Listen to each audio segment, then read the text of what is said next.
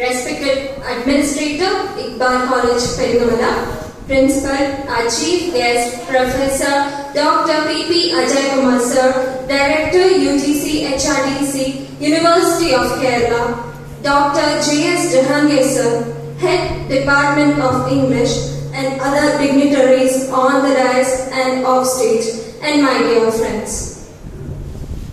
First of all, welcome to the Centennial celebration of publication of The Wasteland by T.S. Eliot, organized by the Department of English, IQBAL College, Peringamala.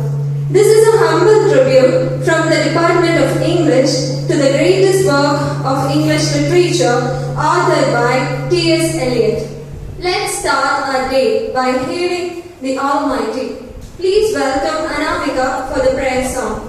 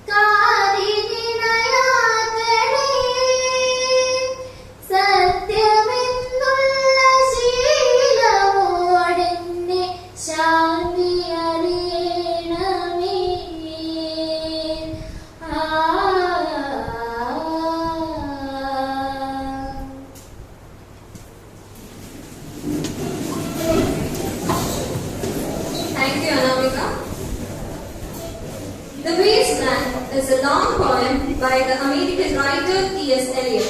It is the most famous work of literary modernism. The Wasteland was first published in Criterion, a magazine edited by Eliot.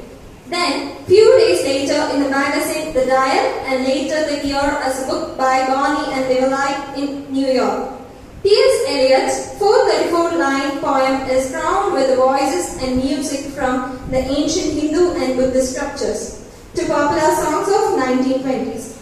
The poem is a collage contemporary contemplation of encourage for free association in mind of the reader, and to establish the tone of passage theming to collect all the bric-a-brac of exhausted civilization into one chain for rag and bone shop. Now it is the time of welcome address. So let's welcome Dr. J.S. Jahangir, Head Department of English, for the welcome address.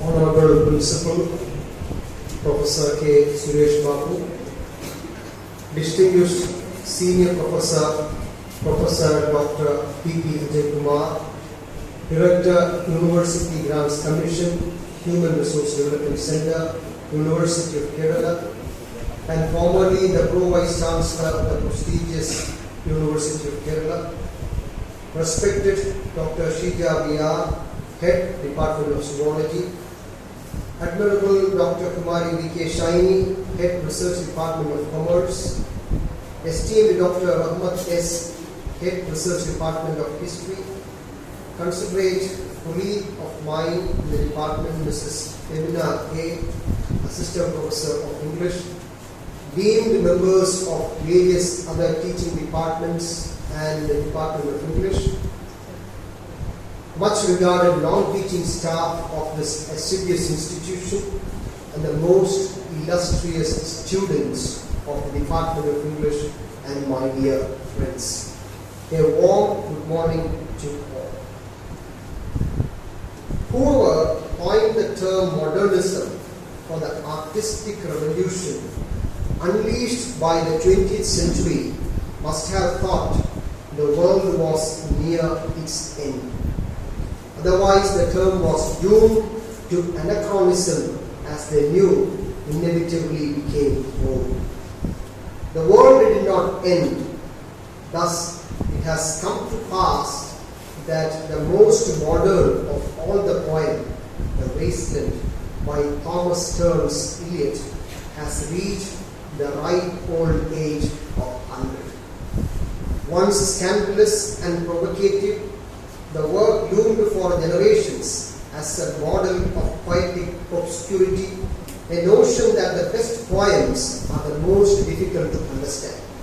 Today, The Wasteland is a lesson in creative alchemy in which intimate feelings are transformed into a work that touches millions. The poem is considered as the miscellaneous medley of rich disorganization, spurious synthetic verbal algebra, an enigmatic verbal crossword of the psyche, and the arithmetic and trigonometric bombardment of ideas. With this brief introduction, let me get down to the brass tacks. Sage Brihaspati in the epic Mahabharata chants, Yestu sarva vishyasya purvameva vibhashyate sistam purva vibhashi cha tasya lokaha prasidati. It means the whole world loves a person who always starts with a smile. And here we have an epitome of love and compassion, who is loved by all because of his gracious smile. An ardent academician, a resourceful researcher, a memorable master, a prolific painter, a soulful teacher, and a prodigious administrator. Dear students and teachers, please put your hands to welcome and enthusiastically the exceptionally marvelous genius, Professor Dr. P.P. Ajay Kumar sir, to deliver the Centennial lecture, The Wasteland 100 Years On. Welcome, sir.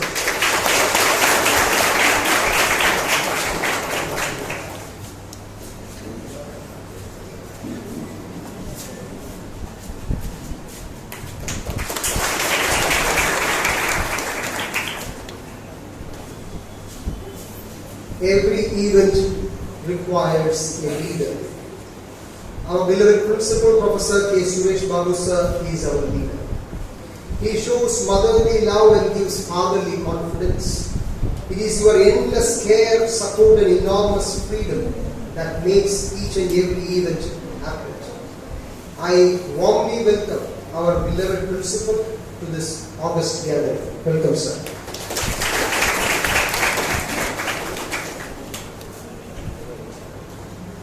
A teacher with humility and humanity, with a colossal of care and concern, makes the head of the zoology department stand apart as something different. I warmly welcome Dr. Sheeta teacher to this celebration. Welcome, teacher.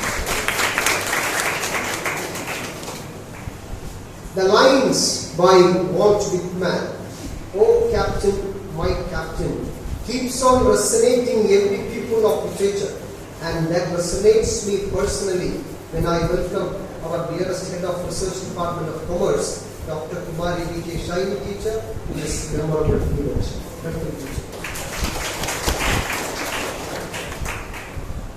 A word shall fall short to describe an impressive teacher like Dr. Rahmat Yes, head of research department of history, which itself describes the quality of her. I cordially welcome her to this event. It is my formal duty and a singular privilege to welcome Mrs. Femina A., a sincere colleague of mine in the department, to deliver the vote of thanks to this landmark function. Welcome. I welcome all the teachers from the Department of English, other teachers from other departments, and the non-teaching staff present here to this function. I wholeheartedly hail the joyous gems, our beloved students, to this centenary ceremony. Finally, I conclude with an African proverb: if you want to go fast, go alone. If you want to go far, go together.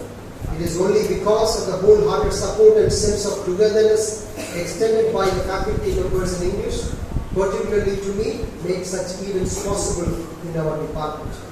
With this true spirit of oneness, I cordially welcome Dr. P.P. Ajay Kumar sir to deliver the Centennial lecture in this by commemorating the remarkable classic, The Basement. Thank you very much.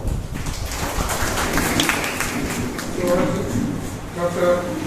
Kumari B.K. Shaini, Department of Commerce, Dr. Rahmat S., Department of History, and Ms. Femina, Department of English, dear students and teachers.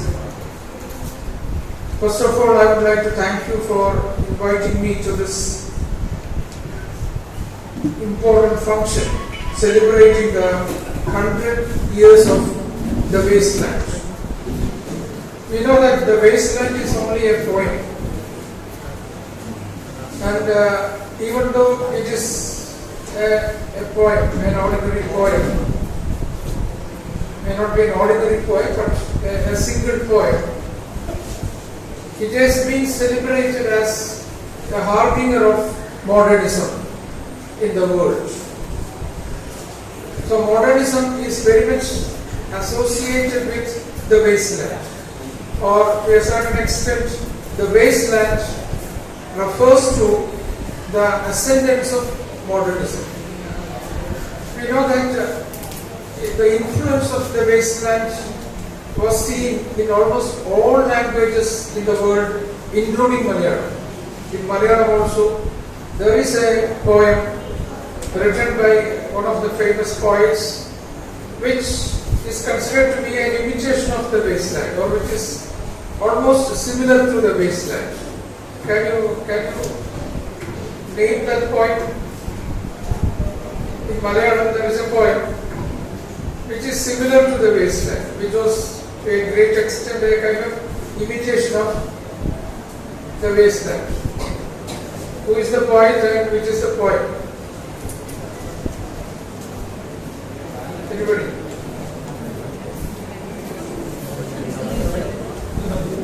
Malayalam.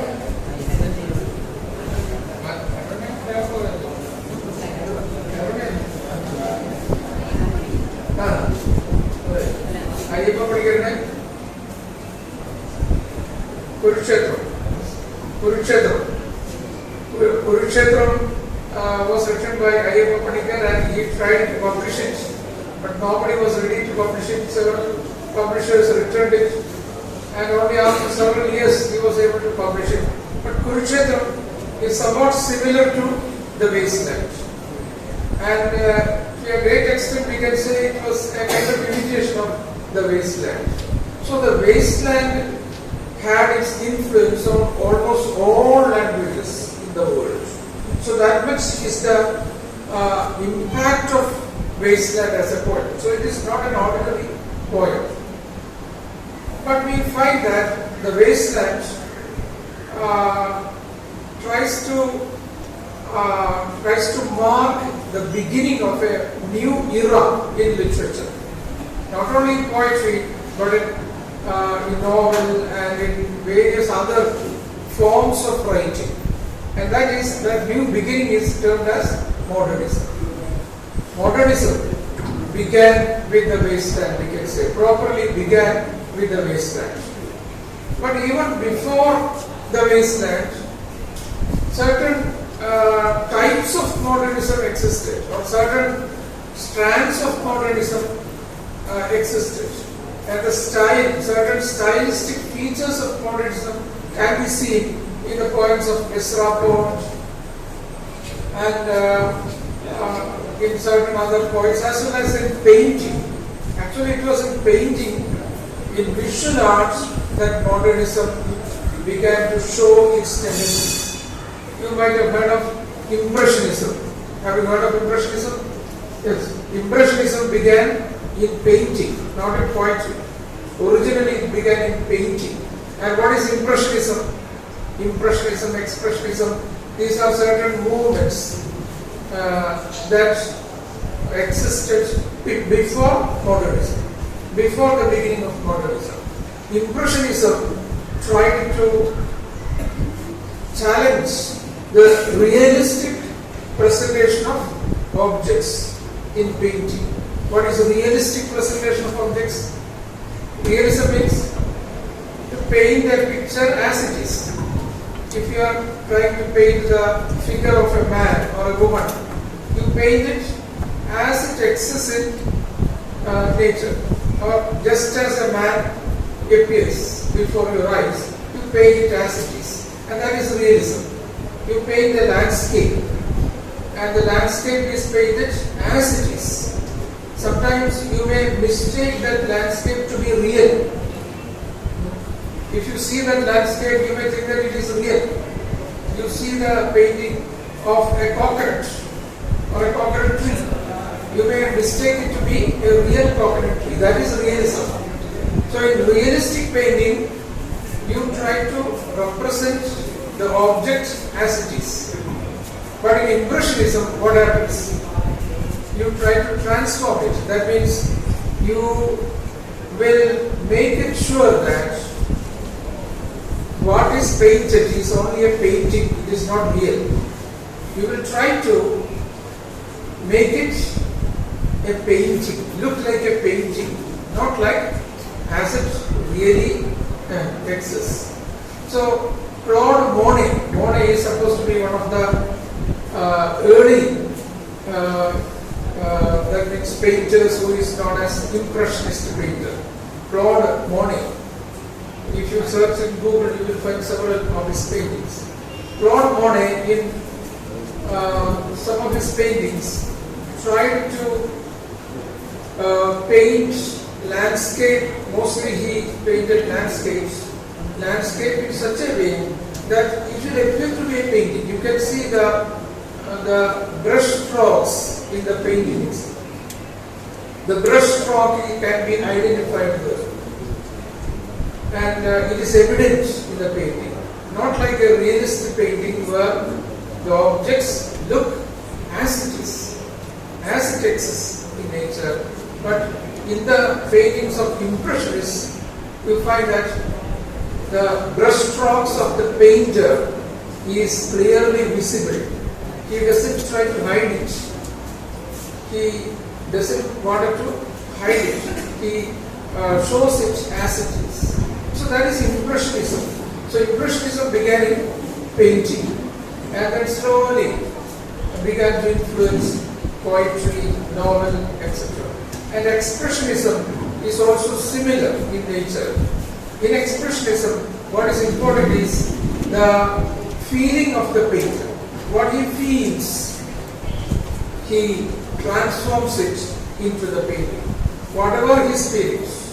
If he feels happy, the painting will look happy. If he feels unhappy, the painting will appear unhappy. That unhappiness will be evident in the painting. So in expressionist painting, you find the feeling of the painter or the artist presented or reflected in the painting. So such movements actually influenced modernism. In modernism, you find the influence of impressionism, you find the influence of expressionism, you find the influence of cubism, Dadaism, etc. So several such movements started during that particular time. But modernism, we can say, it owes a lot to that particular socio-political situation in the early part of 20th century, last part of 19th century and early part of 20th century. What was the most important social or political event that happened during the early part of 20th century? You want to study history also, as history of English literature, you might have studied something related to that. Something happened during the early part of 20th century. What was that?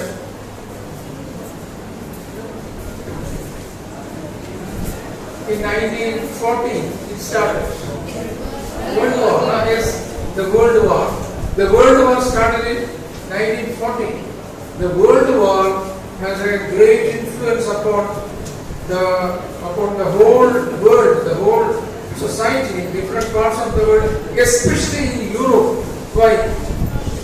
The war actually happened in Europe, not in America, but in Europe. You know, the Germany, England, they were, France, all these countries were directly participating in the war. So, Europe was the worst affected by the war. The worst affected continent was Europe. And as a result of the World War, what happened? Usually in a war, what happens? Many people died, many cities were destroyed, many buildings were destroyed, many institutions were destroyed, many countries were devastated. So a lot of destruction happened. Death and destruction. That is the result of the war.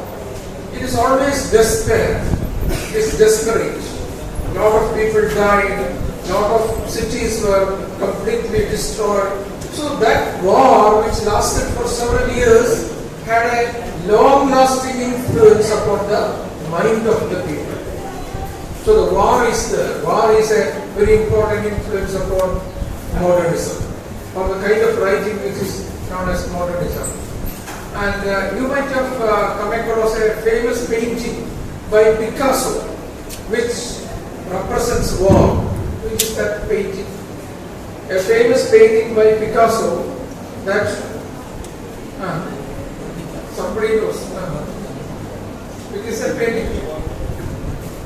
A painting that presents the futility of war, the horror of war. Yes, Guernica. Guernica. Have you seen that painting? You can Google it, you will find it. Guernica.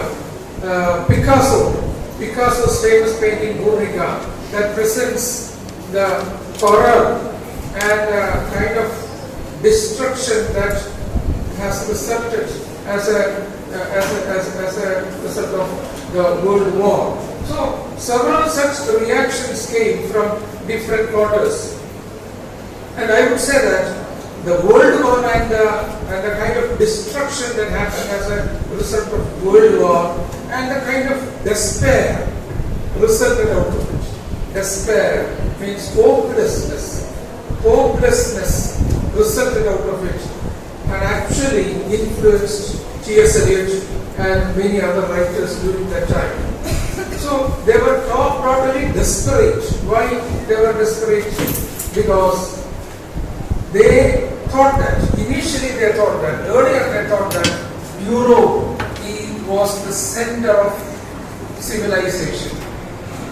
Europe was very proud. The Britishers, the French people, the German people, they were all very proud of themselves. Why they were proud of themselves?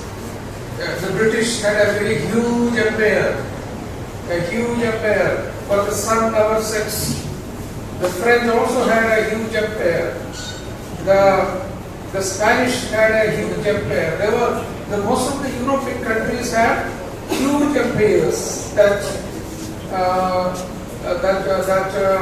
means as wide as the whole world, because they have empires in Asia, Africa, America, etc. So the huge empire under the European superpowers existed at that time, and they were very proud of themselves. They thought that the civilization that they have created, the Renaissance and the scientific revolution, and the kind of civilization that they have created will never be destroyed. It will remain forever. You know that T.S. Eliot actually belongs to America. His forefathers migrated to America in the 17th century, 17th or 18th century, and he was born in America. But Eliot came back to England and became a British citizen later, and he never wanted to go back to America, even though his parents were in America, because Eliot believed that he actually belongs to England. He was proud of the pedigree of England, the long history of England, the long tradition of England, and he describes himself as a classicist. He believed that he was a classicist, and he converted himself to the Anglican Catholicism, a Catholic and a royalist. He was also a royalist in politics. So a classicist in literature, a royalist in politics, and a Catholic in religion. That was T.S. Eliot. So Eliot was a person who was proud of the long tradition, the long pedigree, and the kind of historical, that means the historical heaviness of England, the Britain, the Great Britain, which has a huge empire in different parts of the world. And so he was very proud of that nation. So even though he was born in America, he came back to England saying that Britain is my country. I am proud of Britain. But that Britain is being destroyed by the war.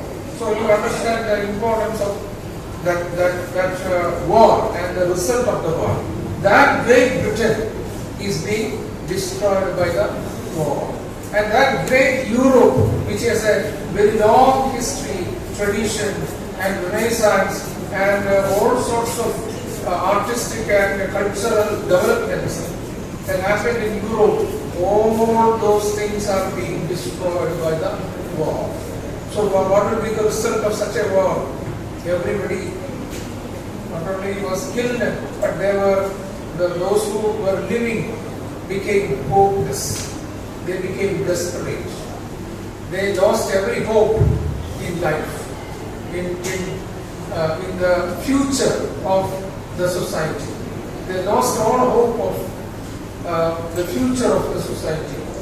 And they believed that this is the final whistle, that means the doom is going to come. The whole world is going to be doomed to be destroyed.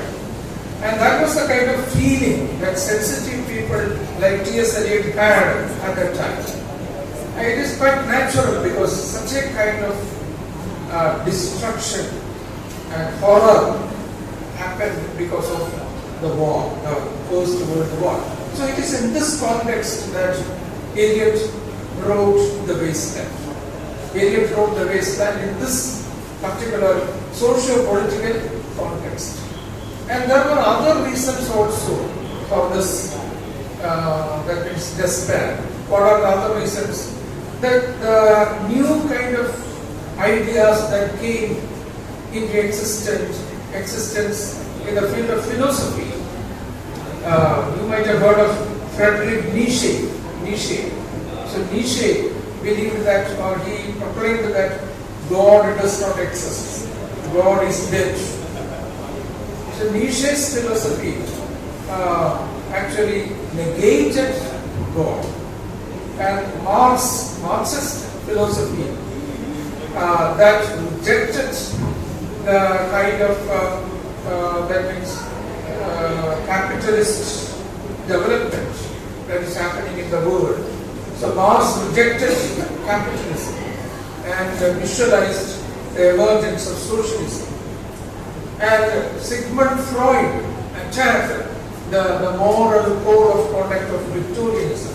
The Victorian morality was shattered by the theories of Sigmund Freud. So Freud, Marx and Nietzsche, two great intellectuals, shattered the existing belief systems. All kinds of existing belief systems were shattered by these three thinkers. So that was also another important context that resulted in the kind of desperate philosophy that is reflected in The Wasteland. So I told you, T.S. Eliot was a truly traditional kind of a person who believed in tradition, the greatness of tradition, who believed in the classical tradition. He believed that we have to follow the classical tradition in order to overcome this crisis. So he believed in classicism. He believed in the royal kind of politics, and he also was a true Catholic. in religion. And that is the kind of person that Eliot is. So as a reaction to the contemporary challenges, what Eliot tried to do is to look back to the classical. He looks back to the classical, and he has quoted several such poets and writers, intellectuals from the classical period in the wasteland. So we find that Eliot was a writer who tried to challenge the traditional way of writing poetry. So what made the wasteland phenomenal, innovative, is the style of writing that he has adopted. So Eliot adopted a very different style from that of the traditional poets. You are familiar with poets like William Wordsworth, a romantic poet, or poets like Edmund Spenser, or even Shakespeare. All these poets wrote in a particular style. Their styles are also different, but they were all writing poetry in a narrative fashion. They were all narratives, especially Spenser. Spenser's poetry was highly narrative. You might have studied at least one poem by Spenser. It is narrative poetry. And in Wordsworth also you find a similar kind of narrative style. Wordsworth is also a narrative poet. So it is lyrical also. They will be narrating a particular incident or a particular story or a particular experience from the beginning to the end. That is the style adopted by these writers. But Eliot adopted a totally different style. His style is described by certain people as cinematic style. What do you mean by cinematic style? For easy understanding, I think you can adopt this particular opinion. That is, it is cinematic in nature. That means in a film, the scenes, film can be divided into several scenes. And if one scene is in that is Centennial, another scene will be in Ernakulam, and the third scene will be in Paris. Like that in a film, the scenes changes all on a sudden. The scenes changes. So it is a combination of several scenes which are shot from different locations. So that is possible in a film, changing the scene. There need not be any proper continuity. So we can also name it as a collage, a kind of a collage. A collage in which different pictures are combined together. There need not be any kind of peripheral connection. Evident connection may not be there. There may be some connection, but may not be evident, may not be very clear.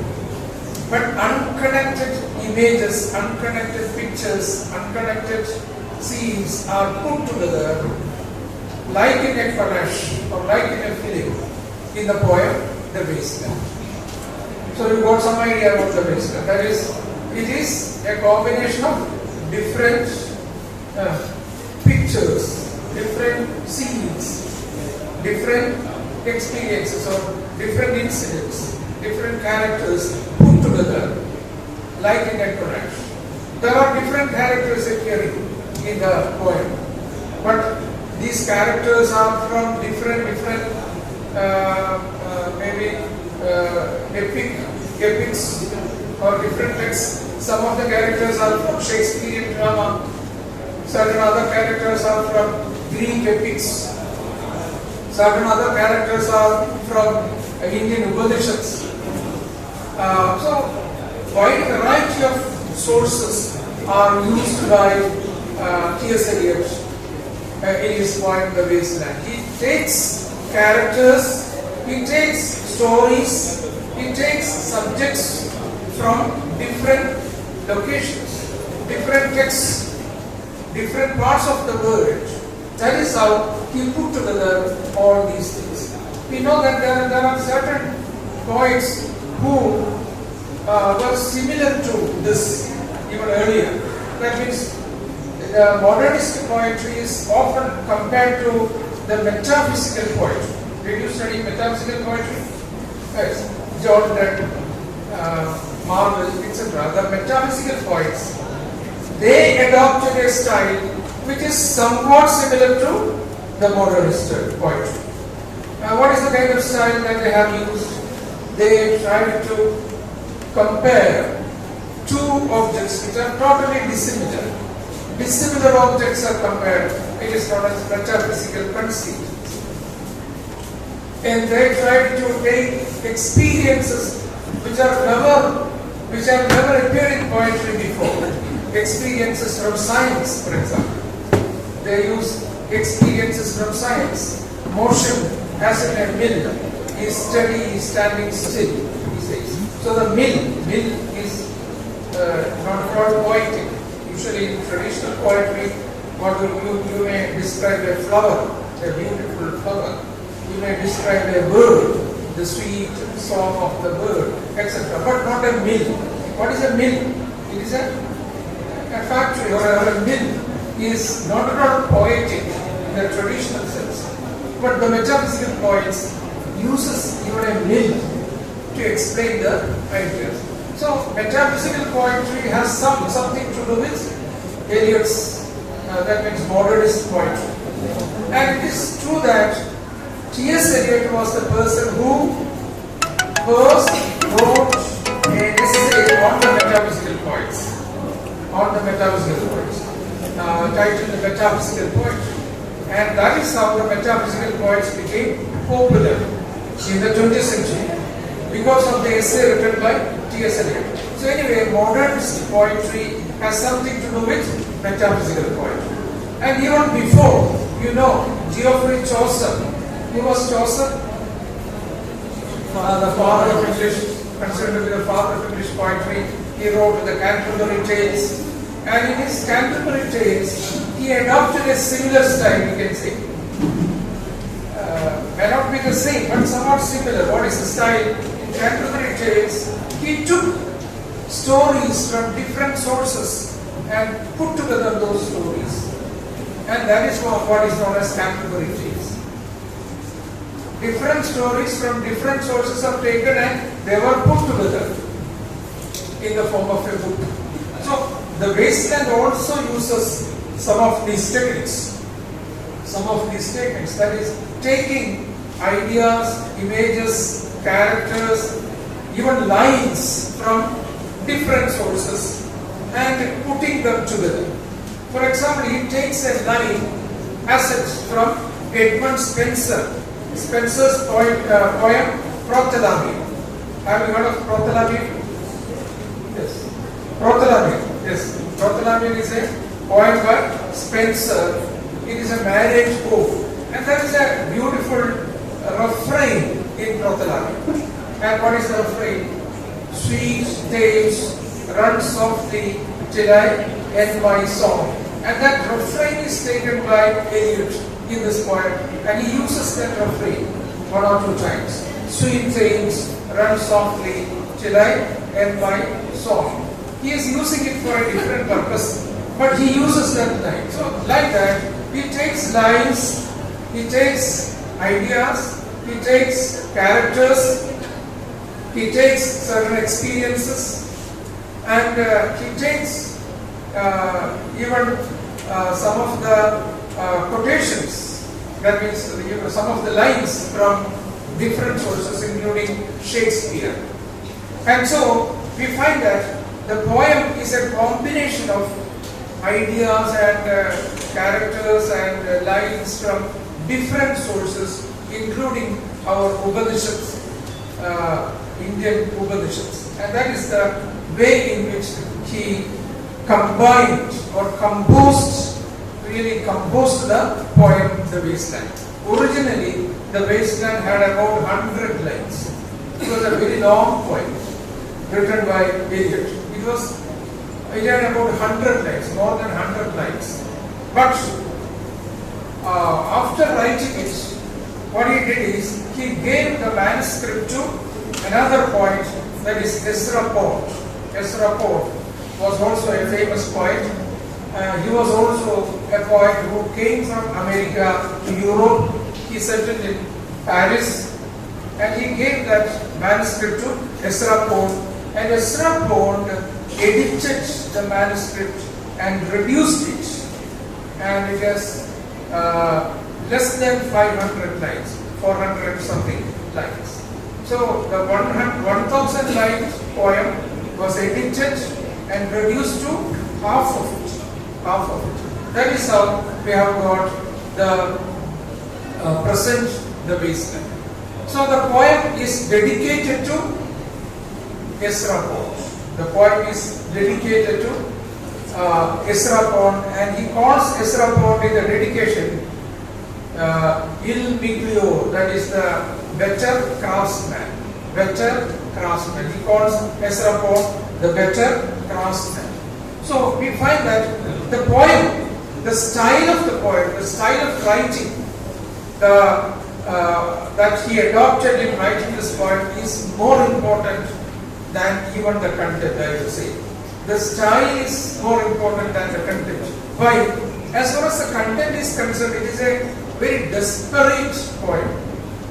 We will lose all kinds of hope about the world if you read this poem. And that is the way in which he has written it. That means it creates a kind of despair, and he glorifies death. Death is glorified in the poem. In the very beginning of the poem, we find that he speaks about death. And the beginning of the poem is actually very phenomenal, because it has been quoted by it has been quoted by several other writers, and actually it is a kind of quotation from another poet. That is the poet I referred to just before, that is Geoffrey Chaucer, the Canterbury Tales. Because Canterbury Tales begins with a particular line referring to April. In Canterbury Tales, Chaucer begins the poem like this: when that April, that is in the Old English, when in April, when that April shores sooty, the showers fall. When in April, the showers fall. That is how he begins the poem. So he was glorifying April month. What is special about April? In Europe, what is special about April? It is the beginning of spring. It is the beginning of spring. So, in April, what happens? There will be showers falling, that is rain coming, and there will be small shoots coming up from the plants, small fruits coming up, small flowers coming up. So the whole earth is being rejuvenated in April. After December, January, the winter season. After the winter, the whole earth is being rejuvenated. What happens during winter? During winter, everything is under the snow. Everything is under the snow during winter. Everything is asleep. Everything is dead. And after the horrifying winter comes the spring season, in which the whole earth is being rejuvenated. So that is why Chaucer glorifies the April. When in April the showers fall, he says that it is in this beautiful April month that the people started to go for pilgrimage. They are going for pilgrimage. Why? Because it is a beautiful season. There are flowers, there is sun, there is small showers. So the whole earth is being rejuvenated, and there is beautiful atmosphere, and in order to enjoy that atmosphere, people are moving out, going for pilgrimages. That is how Chaucer describes the April month. But in the wasteland, Eliot uses this particular line in a different way, because he says that April is the cruelest month. That is how he begins the poem. So even though there is a reference to Chaucer's April or beginning of the poem Canterbury Tales, here that same April becomes very cruel for Eliot. April is the cruelest month, says Eliot. Why it is cruel for Eliot? Because according to Eliot, the modern people living in the modern society in the 20th century, do not want to get up from the slumber that they are in during winter season. They wanted to remain asleep. They don't want to wake up. Why they don't want to wake up? Because they are as good as dead people. Even though they are living, they are really dead. Why they are dead? Because they do not have any kind of hope. They do not have any kind of wish.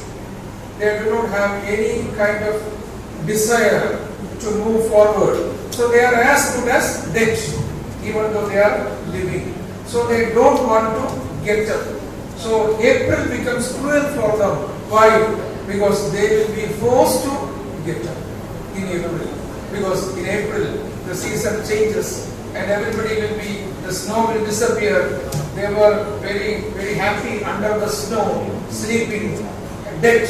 They were very happy. But now they are forced to get up from that slumber. So they are very unhappy now.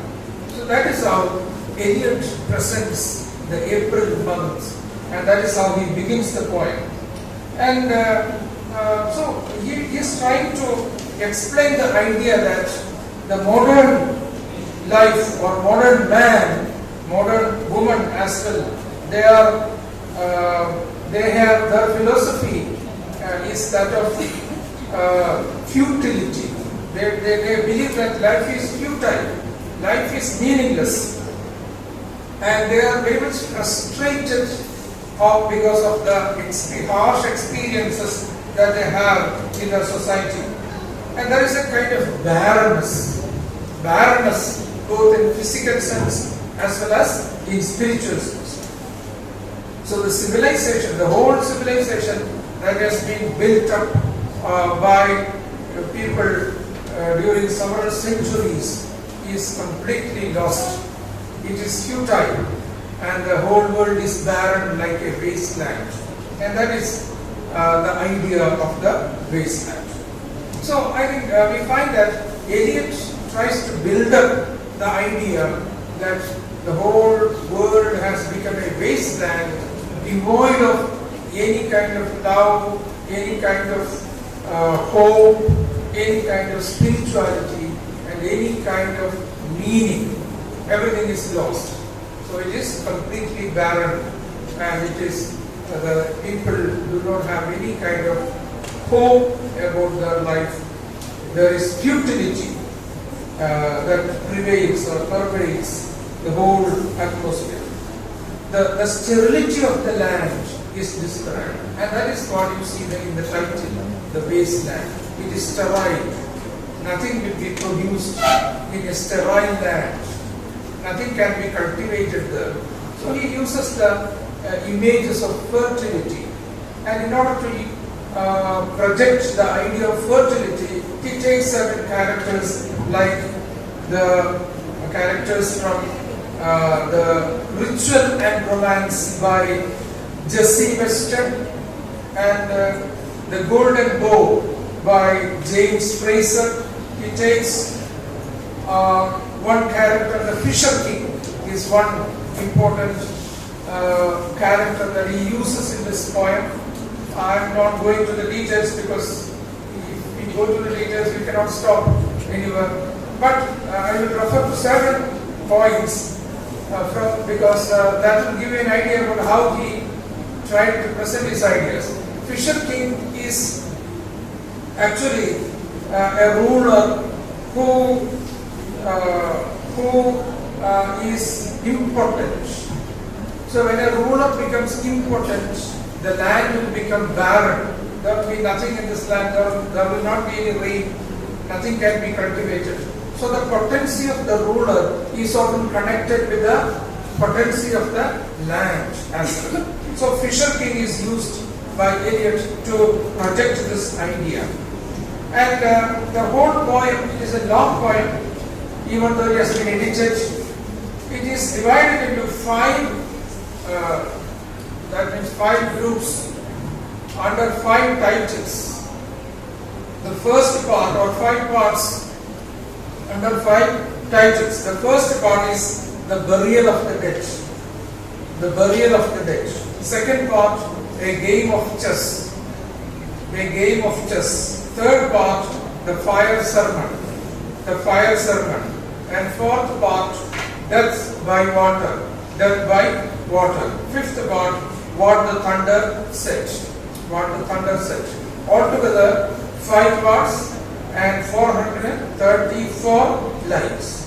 434 lines. And there is one narrator or a kind of an observer, a protagonist in this poem. There is a protagonist. Just as in certain drama, you find a protagonist, a sutradhara. And who is the protagonist? It is Tiresias. Tiresias is the protagonist. And this Tiresias is actually not one individual, he is everybody. So everybody melts, all different characters melts into one character, and that is Tiresias. And that is how he has presented the protagonist in the poem. So all the 5 parts in the poem describes 5 aspects of his idea about the wasteland, and he tries to project the idea that the modern man and modern society has lost all kinds of values that has been built up by the past. The value system, the love, the affection, the humanness, everything has been lost. And the sweet tales that has been written softly during Spencer's time. Spencer lived in the 16th century. In 16th century, living in the 16th century, Spencer wrote sweet tales, run softly till I end my song. You might, if you have read that poem, you may recall the description of the tales. Tales is described as too pure. It is pure water. The water is purer than the swans that are moving. That is clear water. The clear water of the Thames in Spencer's time is contrasted with the present condition of Thames. What is the present condition of Thames? There is dirty water in Thames.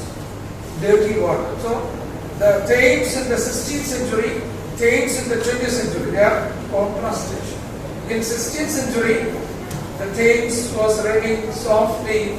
The water is extremely pure and clear, and that indicates the kind of life that people lived during 16th century.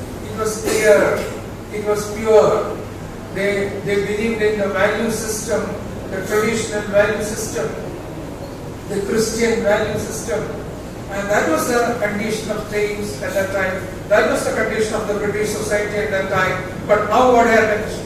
Now the Thames is dirty. The water that is flowing through the Thames is dirty.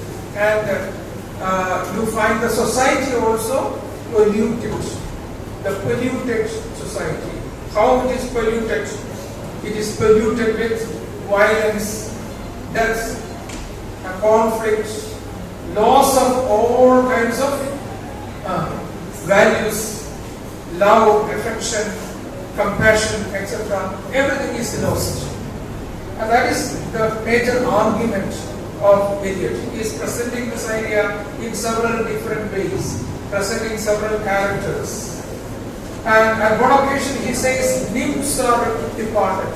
The nymphs, in Prothalamium you may come across the nymphs. The nymphs were collecting flowers and throwing it on to the swans moving through the Thames. The nymphs are departed. In the 20th century, the nymphs are different. They are the lovers, the young men who are departing from the Thames or the shore of the Thames. Different types of nymphs are offered here. So that is the condition of the 20th century British society. And it is dirty, it is devoid of love, devoid of affection, devoid of any kind of traditional value system. And finally, in the last part of the poem, he tries to find out a solution to this. A solution is suggested. What is the solution?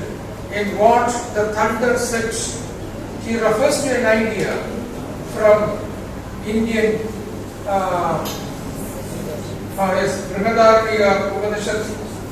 and he says that he uses three terms.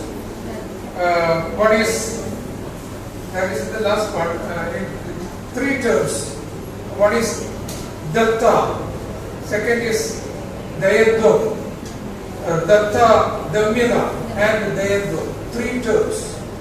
And through these three terms, he is trying to say that Dept means give. Give.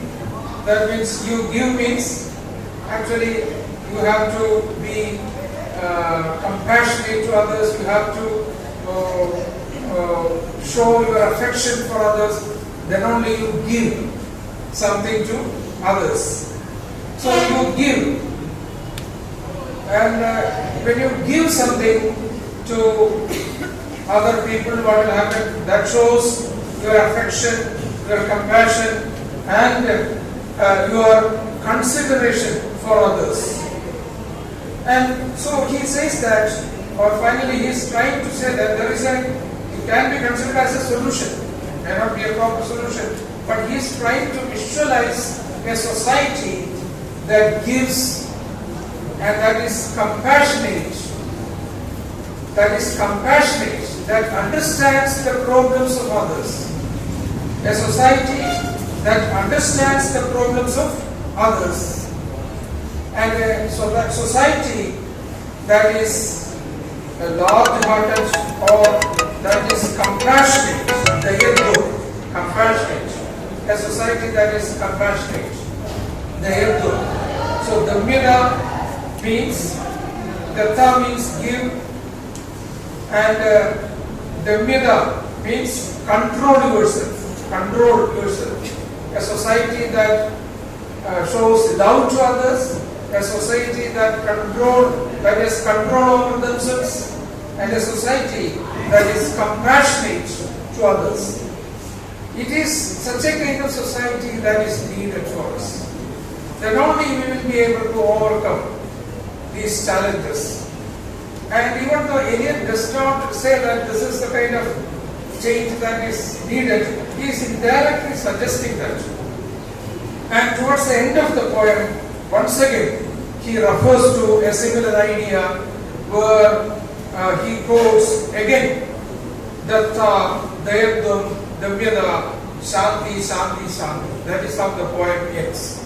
And that is again from Upanishads. So, by referring to the word Shanti, he may be indicating that in order to bring peace to this world, we need these qualities. That is, we should give Dept, we should have control, Dayaddo, and we should be compassionate to others. And so that is how we can transform the society. That is how the poem ends. So anyway, when we look at the wasteland as a whole, we find that Eliot is trying to say that the contemporary society is polluted. The contemporary society is full of violence. The contemporary society is devoid of love, devoid of personal affection, and devoid of any kind of that means compassion. And in such a society, life is equal to death. Living is equal to dying. And in order to overcome this, we should bring back the traditional values of love, compassion, and control. That has to be brought back.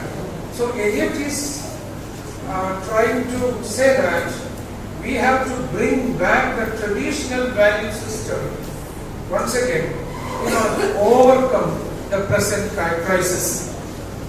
We know that the present crisis has been brought about by the war, by capitalism, the capitalist kind of lifestyle where there is no kind of love between individuals. Everybody is concerned only about themselves.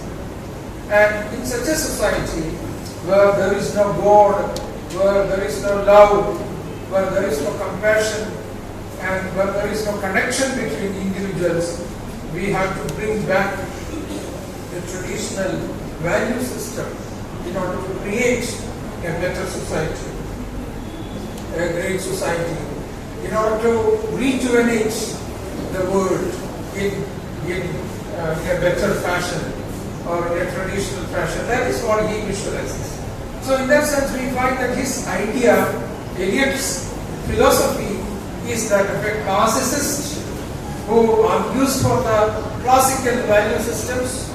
He was a royalist and a kind of person who believes in Catholicism, religion, traditional religious value systems. And that is what is actually evident in the poem. But the poem is important not only for its depiction of the devastated life of 20th century, early 20th century Europe, it is also important for the technique that he adopted, a very novel technique which is suitable for the idea that was propagated by him through that poem. And he refers to in a particular line, he refers to the condition of the world as a heap of broken images. A heap of broken images. The world has been transformed into a heap of broken images. And I think we can use this particular term to define the style, the structure of the poem as well. The poem is also structured as a heap of broken images and not a connected kind of narrative. So this is how we can describe the poem using Eliot's own words. We know that Eliot was not just a poet, he was a dramatist also. Murder in the Cathedral is one of the most famous plays written by him. And that also is on it is a poetic drama. It is about Canterbury Cathedral and how the Archbishop of Canterbury was assassinated. And that is, the drama is about that. And then he was also a critic. And he belongs to the group of new criticism. He was associated with new criticism. And his critical works are also very famous. Tradition and Individual Talent, the Metaphysical Poet. These are some of the important essays written by him. So Eliot was a personality who has many faces, many different faces. So it is great to remember the poet and his poem after 100 years. If a poem remains for 100 years, we can surely say that it is a classic. If it remains for 100 years, we can surely say that it is a classic. So in that sense, The Wasteland is a classic. And we are all remembering Eliot and his poem in 2022, a poem which was published for the first time in 1922. I think the actual date was December 4th. November 6th. Okay, so we are celebrating the 100 years of The Wasteland, and so I am happy to be part of this celebration. So thank you very much for providing me an opportunity to be part of this function. Thank you very much. I know that degree students will find it very difficult to follow the ideas of Eliot, but even then you are more cooperated. Thank you very much for your cooperation. Thank you.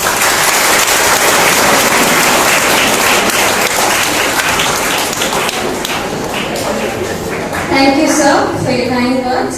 Now, please welcome Dr. J.S. Centennial, sir, Head of Department of English, to adorn Professor Dr. P.P. Ajay Kumar, sir, with the Bannada.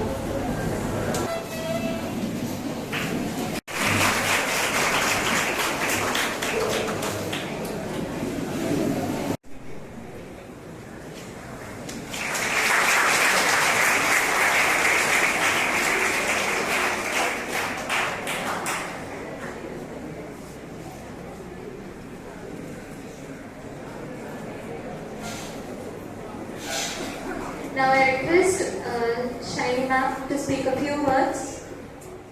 HOD Behali sir, നമ്മുടെ ഇവിടെ പ്ലേസ്റ്റേഷൻ പറയാൻ ഇരിക്കുന്ന ഷീറ്റ് teacher, teacher, English ഡിപ്പാർട്ട്മെന്റിലെ faculty, പിന്നെ പ്രിയപ്പെട്ട വിദ്യാർത്ഥിനികളെ, എല്ലാവർക്കും എൻ്റെ വിനീതമായ നമസ്കാരം.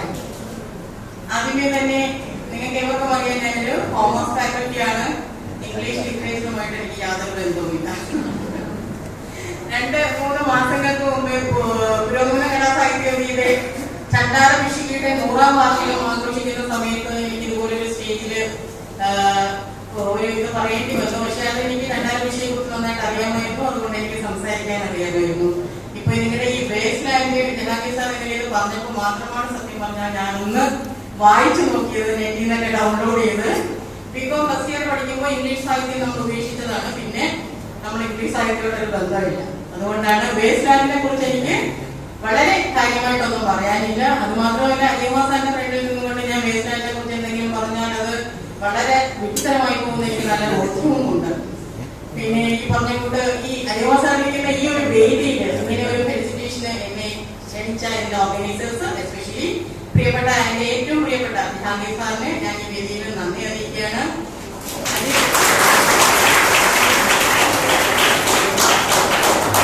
സാറിനെ കുറിച്ച് 2 വാക്ക് പറയാതെ പോകാൻ എനിക്ക് സാധിക്കില്ല വേദിയിൽ നിന്ന്. കാരണം നിങ്ങൾക്ക് ഏവർക്കും അറിയാം, നമ്മുടെ കേരള യൂണിവേഴ്സിറ്റിയിലെ A++ ഉയർത്തിയ നമ്മുടെ അഭിമാനമാണ് നമ്മുടെ കേരള യൂണിവേഴ്സിറ്റിയിൽ പഠിക്കുക എന്നുള്ളത്. ആ കേരള യൂണിവേഴ്സിറ്റിയിലെ A++ ഉയർത്തിയ അമരക്കാരിൽ പ്രധാനി എന്ന് പറയുന്നത് നമ്മുടെ അജയകുമാർ സാറാണ്. സാറിനെ പോലുള്ള ലീഡർഷിപ്പ് അതിന്റെ ഒരു വിജയമാണ്. എന്റെ കൂടെ എന്റെ IQC ഡയറക്ടർ സൈമൺ സാർ ഉണ്ടായിരുന്നു, സാറിന്റെ ലീഡായിരുന്നു. ഇവരെയൊക്കെ അമരക്കാരായിട്ട് നിന്നുകൊണ്ട് ഇവരെ മുന്നോട്ട് നയിച്ച ലീഡർഷിപ്പ് ക്വാളിറ്റി, അതുകൊണ്ട് മാത്രമാണ് നമുക്ക് കേരള യൂണിവേഴ്സിറ്റിക്ക് A++ നേടാനായത് എന്ന് കേരള യൂണിവേഴ്സിറ്റിയിലെ ഒരു കോളേജിലെ ടീച്ചിങ് ഫാക്കൽറ്റി എന്ന നിലയിൽ ഞാൻ പൂർണ്ണമായും അത് വിശ്വസിക്കുന്നു. അതിന്റെ ഒരു എന്താ പറയട്ടെ, ഞങ്ങളുടെയൊക്കെ അഭിനന്ദനങ്ങൾ വളരെ ചെറുതാണെങ്കിൽ പോലും സാറിനെ ഞാൻ ഈ അവസരത്തിൽ അങ്ങേയറ്റം ഹൃദയം തുറന്ന് ഇക്ബാൽ കോളേജിന് വേണ്ടി അഭിനന്ദനം അറിയിക്കുകയാണ്. പറഞ്ഞുകൊണ്ട് എന്റെ കൗൺസിൽ നടന്നതിന് ഒന്നും കൂടെ നന്ദി പ്രകടിപ്പിച്ചുകൊണ്ട് ഞാൻ എന്റെ വാക്കുകൾ ഉപസംഹരിക്കുകയാണ്. നന്ദി, നമസ്കാരം. Thank you, ma'am. Now I welcome Dr. Rahmat S., Assistant Professor and Head Research Department of History, to speak a few words.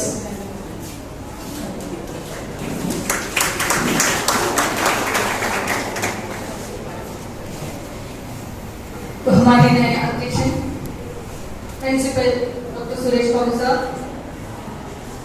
നമ്മുടെ chief guest doctor P.P. Ajay Kumar sir, HOD of English Dr. J.S. Centennial sir, Shiny teacher, senior teacher, all other faculties of English department, my dear students. Shri പറഞ്ഞ ഇവിടെ വന്നപ്പോൾ ഞാനെല്ലാം എന്ത് പറയണമെന്ന് waste land രാവിലെ എടുത്ത് വെച്ച് നോക്കുകയാണ്. വേസ്റ്റ് ലാൻഡ് എന്താണ് എന്നതിനെ സംബന്ധിച്ച് പക്ഷെ ക്ലിയർ ആയിട്ടൊരു പിക്ചർ കിട്ടുന്നത് P.P. Ajay Kumar sir പറഞ്ഞു കഴിഞ്ഞപ്പോഴാണ്. തീർച്ചയായിട്ടും ഒരു മണിക്കൂർ അദ്ദേഹം പറഞ്ഞത് ശ്രദ്ധിച്ചിരിക്കുകയാണ്. നിങ്ങളെ പോലെ തന്നെ ഞാനും എത്ര നന്നായിട്ട് അത് കൺവേ ചെയ്തു. അനാലിസിസ് നല്ല രീതിയിലാണ് അതിനെ ശ്രദ്ധിച്ചിരിക്കുകയാണ്. I'm a good listener, not a speaker. അതുകൊണ്ട് പറയാൻ പറഞ്ഞു കഴിഞ്ഞാൽ എനിക്ക് എന്താണ് പറയുന്നത് എന്ന് പെട്ടെന്ന് കിട്ടത്തില്ല. അതുകൊണ്ടാണ് ജസ്റ്റ് ഇസ്ലാം എന്ന കൃതിയുടെ പ്രാധാന്യം, മോഡേണിസത്തെ അടയാളപ്പെടുത്തിയ ആ കൃതിയെ കുറിച്ചും വളരെ വ്യക്തമായിട്ട് പറഞ്ഞു കഴിഞ്ഞിരിക്കുന്നു.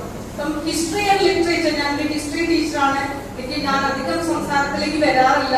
Anyways I am teaching as a teacher. History നമ്മൾ പഠിക്കുന്നത് ഹിസ്റ്ററി ആൻഡ് ലിറ്ററേച്ചർ തന്നെ അഭേദ്യമായ ഒരു ബന്ധമുണ്ട്. ഹിസ്റ്ററി തന്നെ ലിറ്ററേച്ചർ ആണ്. ആ ലിറ്ററേച്ചർ വായിക്കപ്പെടുമ്പോഴാണ് അത് നമ്മൾ അറിയുന്നത്, വായനയ്ക്കുള്ളതാണ്. ഈ ഒരു ഇതിൽ നിന്ന് ഈ ഒരു ഫസ്റ്റ് ഓഫ് ഓൾ എനിക്ക് ഇങ്ങനെ ഒരു അവസരം തന്ന doctor Jayas sir, organiser of the Centennial celebrations of the wasteland written by T.S. Eliot. It is an opportunity to talk with you. ഇങ്ങനെ ഒരു അവസരം തന്നതിന്, ഇതിന്റെ ഭാഗമാകാൻ കഴിഞ്ഞതിന്, നേരത്തെ ഷൈന ടീച്ചർ പറഞ്ഞതുപോലെ ഡോക്ടർ പി അജയ്കുമാർ സാറ് ഉള്ളൊരു വേദിയിൽ ഇങ്ങനെ ഒരു അവസരം കിട്ടിയത് കേരള യൂണിവേഴ്സിറ്റിയുടെ തീർച്ചയായിട്ടും അഭിമാനമായ സാറിനോടൊപ്പം ഇന്നും അതിന്റെ ഒരു ഭാഗമായി കഴിഞ്ഞത് സംസാരിക്കുന്ന അവസരം കിട്ടിയതിനുള്ള നന്ദി. അതുപോലെ സാറിന് കൺഗ്രാജുലേറ്റ് ചെയ്യുന്നു. നിങ്ങളുടെ വായനയിലേക്ക് നിങ്ങളെ TS Eliot എന്തായാലും ഇനി എല്ലാവരും പോയി ഒന്ന് വായിക്കും. വീണ്ടും ഒന്ന് നോക്കുന്നതിന് വേണ്ടിയിട്ട് ആ ഒരു വായനയിലേക്ക് നിങ്ങളെ തിരിച്ചുവിടാൻ ഈ സംബോധന, ഈ സെന്റനറി സെലിബ്രേഷൻസ് ഓഫ് വേസ്റ്റ്ലാൻഡ് എന്ന ഈ പരിപാടിക്ക് കഴിഞ്ഞിട്ടുണ്ടെങ്കിൽ അതായിരിക്കും ഏറ്റവും വലിയ സൗഭാഗ്യം എന്നതിൽ ഏറ്റവും വലിയ ഓപ്പർച്യൂണിറ്റി എന്ന് കരുതുന്നു. Thank you.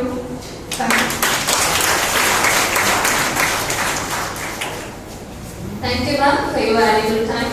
And now it is time of word of thanks. I welcome feminine teacher, assistant professor, Department of English, for expressing the word of thanks.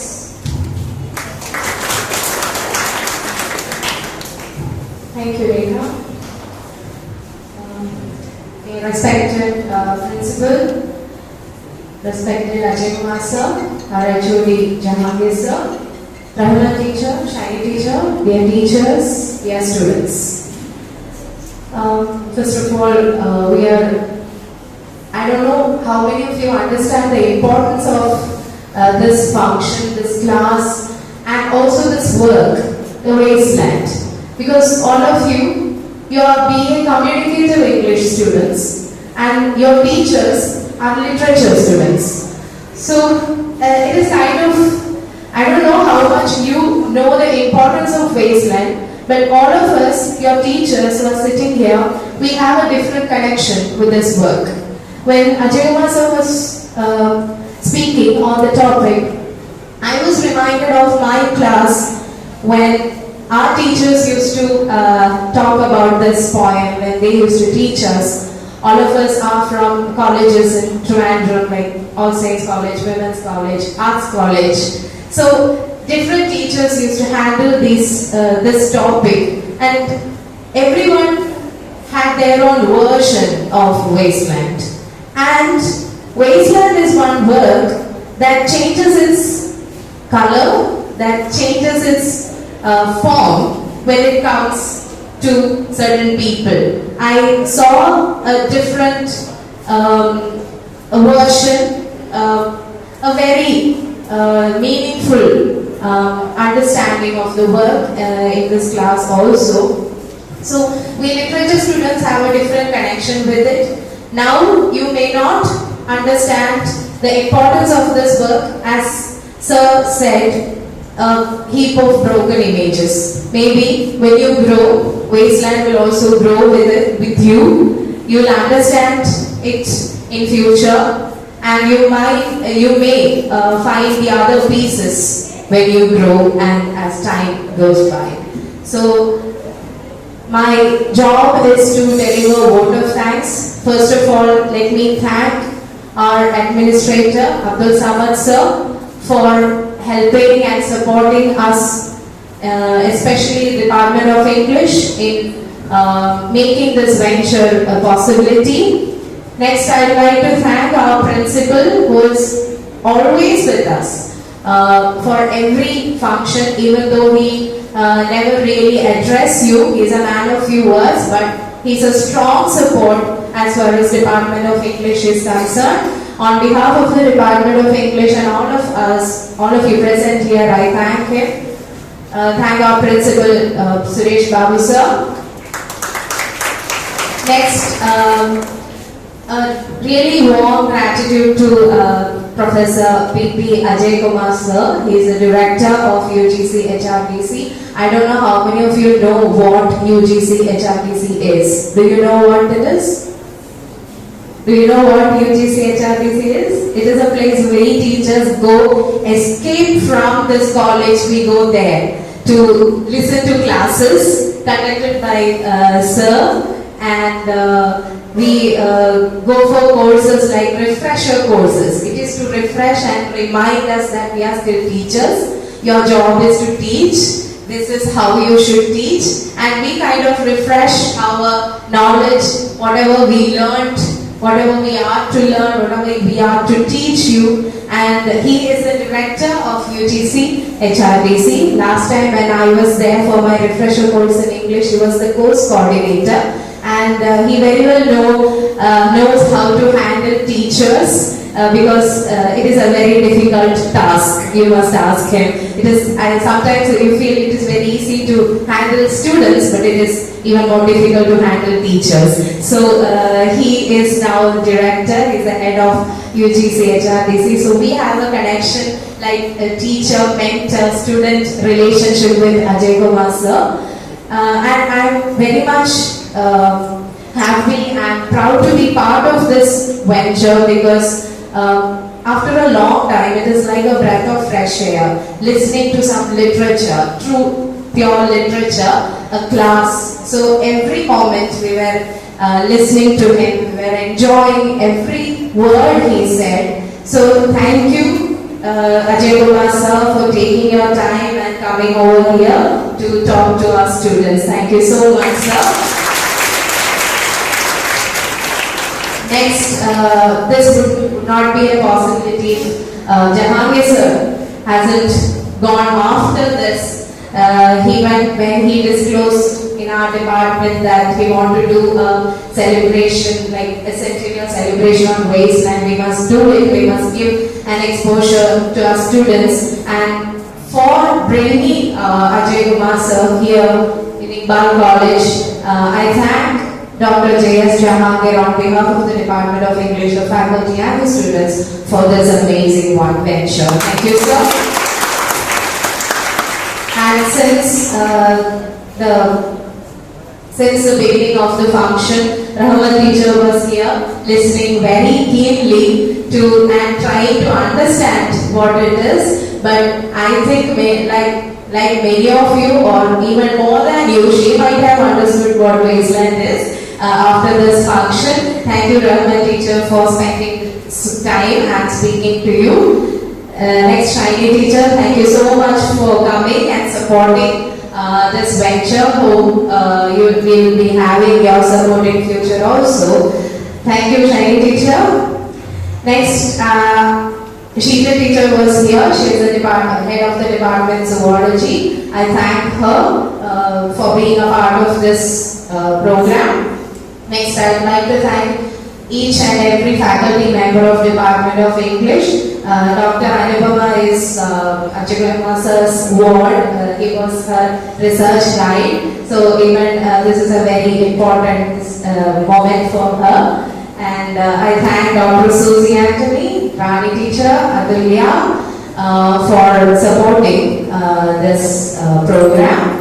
And I especially thank Nias, Rekha and Manamika for handling this program. Actually, this is also their first endeavor. They were very nervous, but we cannot provide any other stage.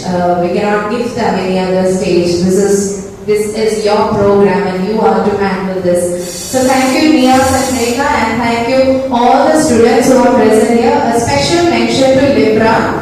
I called him our media partner because he has a channel called NGC on, and I'm doing free promotion. Okay, so he is our ex-student of communicative English. He has a YouTube channel. He conducts classes in that, and if you want any notes that we haven't given you, you can go visit that channel and get some notes or any other lectures there. So thank you Libran for coming and still being part of us. Thank you so much.